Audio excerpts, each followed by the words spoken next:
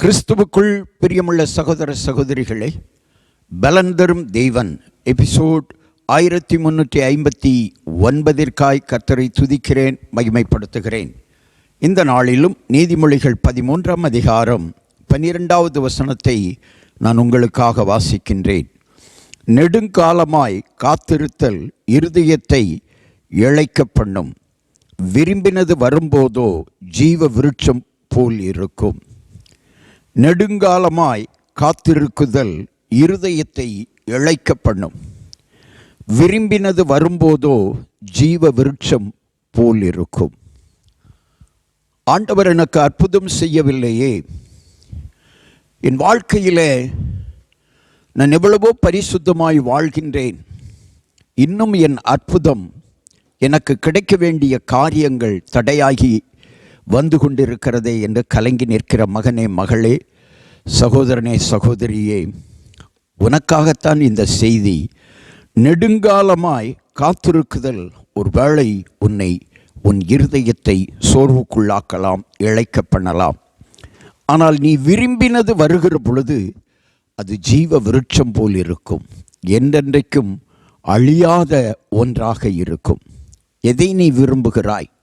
என்றென்றைக்கும் அழியாத தேவராஜ்யத்தை விரும்புகிறாயா?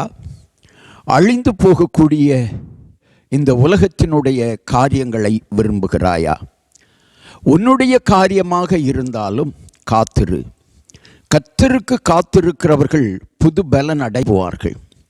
கழுகுகளைப் போல செட்டைகளை அடித்து உயரே எழும்புவார்கள். கர்த்தருக்கு காத்திருக்க வேண்டும். காத்திருக்கிற பிள்ளைகளுக்கு தேவன் அற்புதங்களை செய்திருக்கிறார், செய்து கொண்டு வருகிறார். நீ விரும்பின காரியம் நிறைவேற வேண்டுமா? நீ விரும்பின காரியத்தில் அற்புதம் நடக்க வேண்டுமா? நீ விரும்பின காரியம், நீ எதிர்பார்க்கிற காரியம் உனக்கு வேண்டுமா? இன்றைக்கு கர்த்தர் சொல்லுகிறார், பொறுமையாயிரு. சங்கீதக்காரன் சொல்லுகிறான், கர்த்தருக்காக நான் பொறுமையுடன் காத்திருந்தேன், அவர் என் பக்கமாய் சாய்ந்து என் கூப்பிடுதல், என் ஜெபத்தை கேட்டார் என்று சொல்லி. காத்திருங்கள், உங்கள் ஜெபத்திற்கு பதில் நிச்சயமாய் வரும். காத்திருங்கள், உங்கள் வியாதி சுகமாகும்.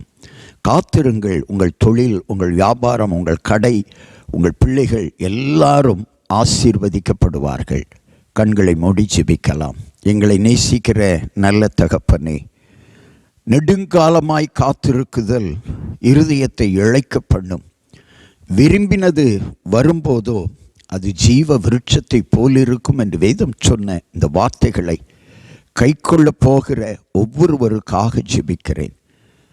நீண்ட நாட்களாக எதிர்பார்த்து காத்திருக்கிற மகனே, உனக்கு ஒரு நல்ல செய்தி வரப்போகிறது. உனக்கு நல்ல செய்திகளை தேவன் கொண்டு வரப்போகிறார். பரலோகத்திலிருந்து உனக்கு நற்செய்தி வரும், நற்செய்தி வரும். சகரியாவுக்கும் எலிசபெத்துக்கும் நீண்ட நாட்களாக அவர்கள் ஜெபத்திலே காத்திருந்தார்கள்.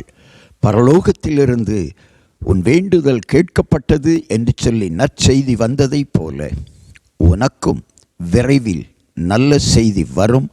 காத்திரு. அந்த நல்ல செய்தி ஜீவ விருட்சம் போல உனக்கு இருக்கும். இயேசுவின் நாமத்தில் ஜெபிக்கிறேன் பிதாவே, ஆமென்.